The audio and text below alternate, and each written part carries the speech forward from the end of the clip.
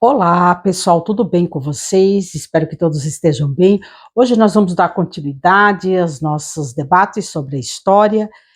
Como eu falei, então, a história é o estudo da ação do homem no tempo. Como é que eu faço esse estudo de história? Eu vou buscar aqui os vestígios, os rastros dessas ações, seja através de materiais, documentos, fotos, fotografias, filmagens, toda forma, né, algum objeto que dá, né, rastros, indícios, vestígios dessa história do homem, bem como também não podemos esquecer das tradições, das lendas, dos folclores, do testemunho, né, que é a tradição oral, que é a história oral.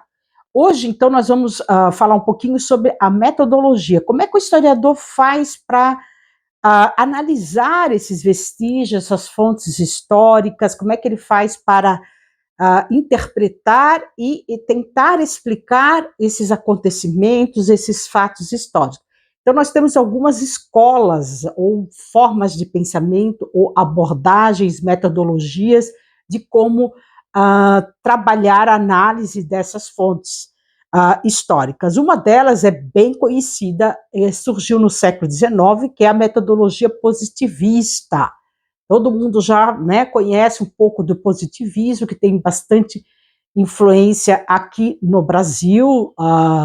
Foi o positivismo, né, uma filosofia e também fundada pelo Auguste Comte na França no século XIX. Ele é chamado o pai da sociologia, e ele defendia então que as ciências sociais, a história teria que ser extremamente científica, objetiva, com leis bem coesas, corretas, aquele sentido positivista, né, de como as ciências físicas e as ciências naturais trabalhavam à época. Ok? E o Auguste Comte, então, defendia então, uma sociologia, uma história feita através de análises bem científicas, objetivas.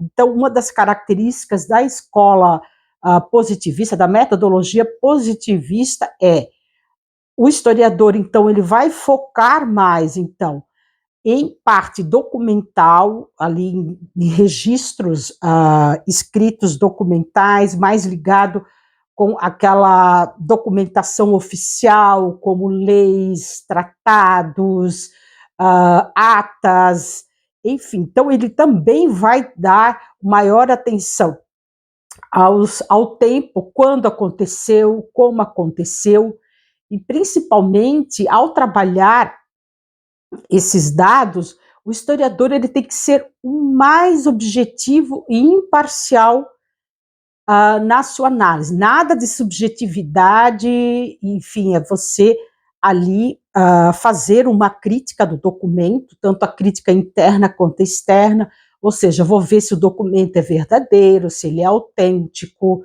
quando que ele foi produzido, por quem que ele foi produzido. Tudo isso, então, para garantir essa objetividade, essa imparcialidade. Uma das críticas da escola positivista, da metodologia positivista, é a questão que o historiador ele fica atrelado só aos grandes eventos, por exemplo, eventos políticos, militares, as figuras emblemáticas. Por exemplo, eu lembro que quando eu fiz o ensino fundamental, quando eu comecei a estudar a história, os meus livros eram realmente uma história mais ligada aos grandes acontecimentos, por exemplo, no Brasil, quem descobriu o Brasil, a data, né, a cronologia, e os eventos também externos, também eu me lembro bastante. Então, o historiador, ele enfatizava bastante essa questão da cronologia, dos fatos, né, de acontecimentos relevantes, entendeu?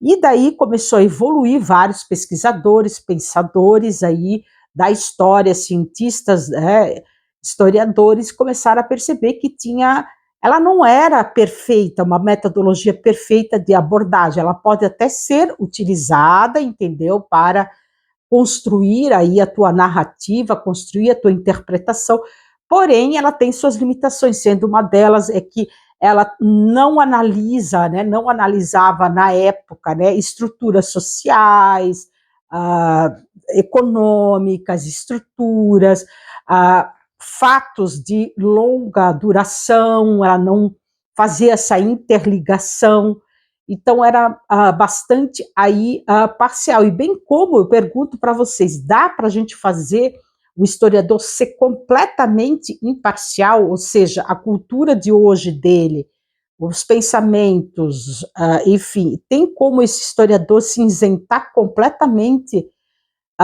do olhar do objeto que ele está estudando? Essa é uma pergunta que hoje a história, né, debate, né, a problematização ali das tuas hipóteses, da matéria analisada. Então chegou-se que é impossível você ter uma completa objetividade e eliminar completamente a história do historiador, o processo dele também cultural, enfim.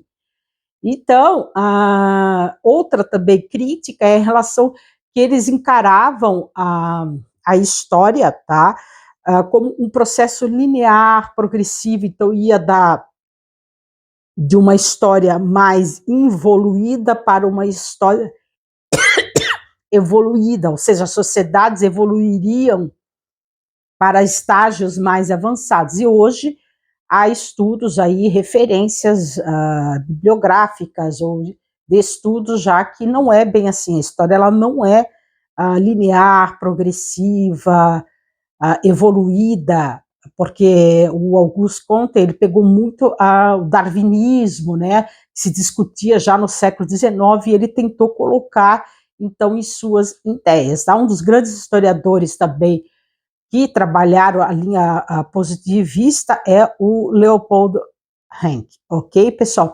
Então é isso, a metodologia positiva, resumindo, então, ela pode ter, o historiador pode utilizar, porém ela não é completamente, como é que eu posso dizer, suficiente para a gente entender esses fatos, esses acontecimentos e esse passado, mas vale a pena conhecer e estudar. E você, qual é a sua opinião a respeito da metodologia positivista? Um grande abraço, até a próxima.